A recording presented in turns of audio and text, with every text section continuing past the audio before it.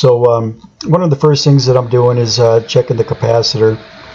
I know that the thermostat's working because we've got the proper voltage and the condenser comes on. So we just go straight to the problem and find out why that blower motor doesn't want to come on.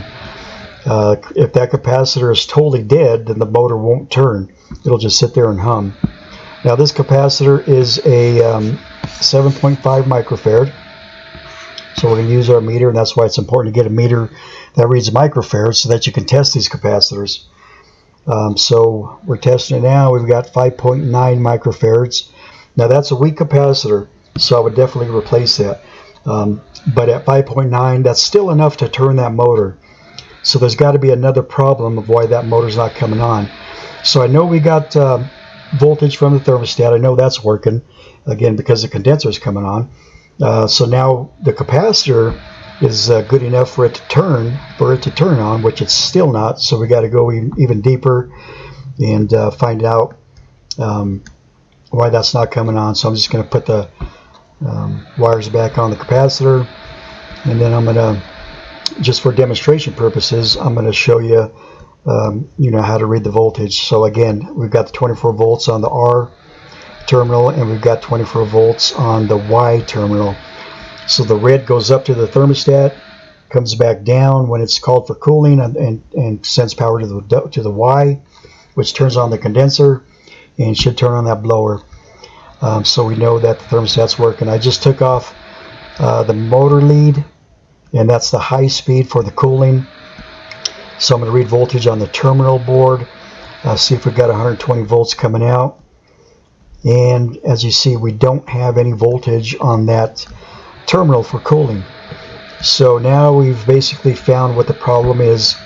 The board relay, there's black relays on the board, that's not closing to send power 120 volts to that motor. So what I also did here is hooked up that motor directly to a 120 volt power source at that switch, the door switch. That's a safety switch. And once I hooked that up and pressed the switch there, the motor came right on. So that tells me that the motor itself is fine, the motor itself is good, but that circuit board, that control board, is not sending the power to turn it on. So we went ahead and diagnosed what's going on, and then the next step is to go ahead and replace that board. Now I've already got a board. I picked up a board at a local parts house, and it's a direct replacement for that. So all the wire positions and everything are the same. Universal boards will be different. You might have to do a little bit of rewiring. And that right there is the cold terminal. That's the heat terminal I just pointed at. But this is a direct replacement. If you can get a direct replacement, it's a lot easier to install, and it won't confuse you. So just take off your thermostat wires. That's the red for the 24 volts, which goes up to the thermostat. That one right there is the W. That's for the heating circuit. And then you've got the Y, the yellow for the Y circuit, and then green for the fan independence fan circuit, and then the other white is for the common, which goes to your condenser. And typically what I like to do, you can take a picture of the wires, or you can label the wires, or you can write down where the wires go. But I just like to leave the majority of the wires on, take the plug out, and remove the board, put the new board on, and then just replace wire for wire. Now these boards are held on by clips. The majority of them are. Some of them are screws. So just take those clips off. That board will pop right off.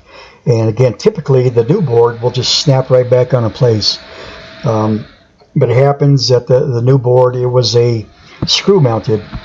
Everything's the same except for the mounting was a little different. So you just got to kind of adapt and put in the screws to hold it in place. Typically over the years, as the furnace gets older, manufacturers will change up the parts a little bit. There'll be the replacements for them, but they make them a little bit different over the years. So this is kind of the same thing. And so instead of being clip mounted, it's screw mounted. And once you get that mounted back on, then basically it's just take one wire off and put it in the exact position on the new board, and that makes it again a whole lot easier. So once I finish getting that screwed on, we'll start replacing these wires.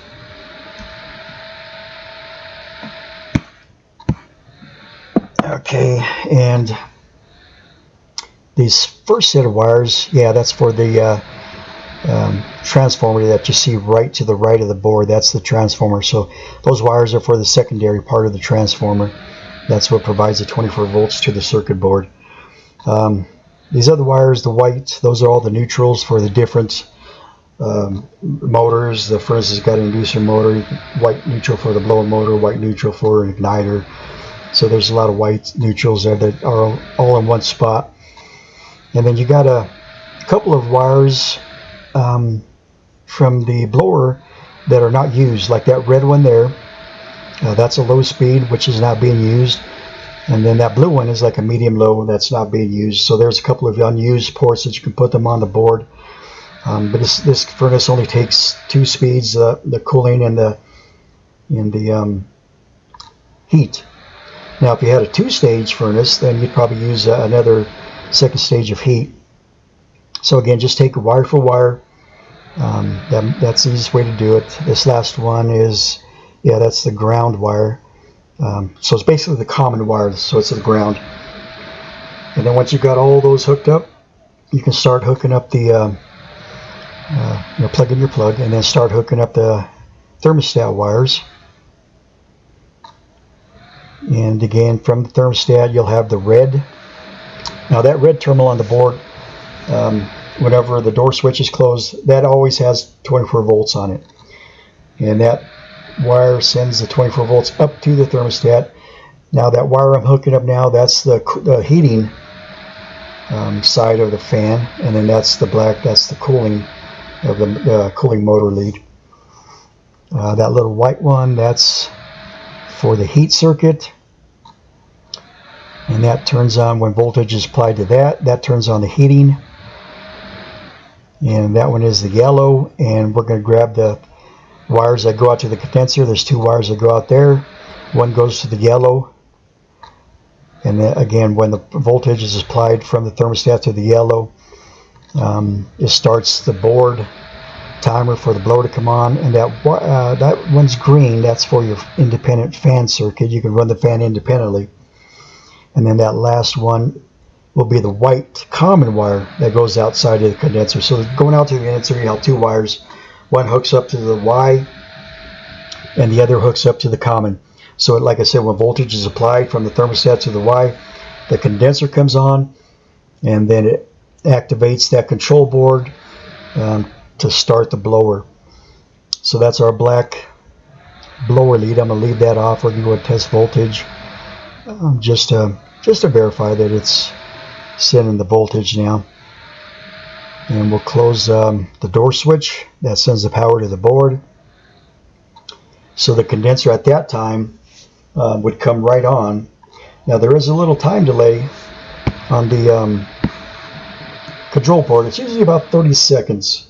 So the condenser comes on, a little bit of a time delay before the fan comes on, and then we'll power up, and that blower will turn on. So we just got to wait for that time delay.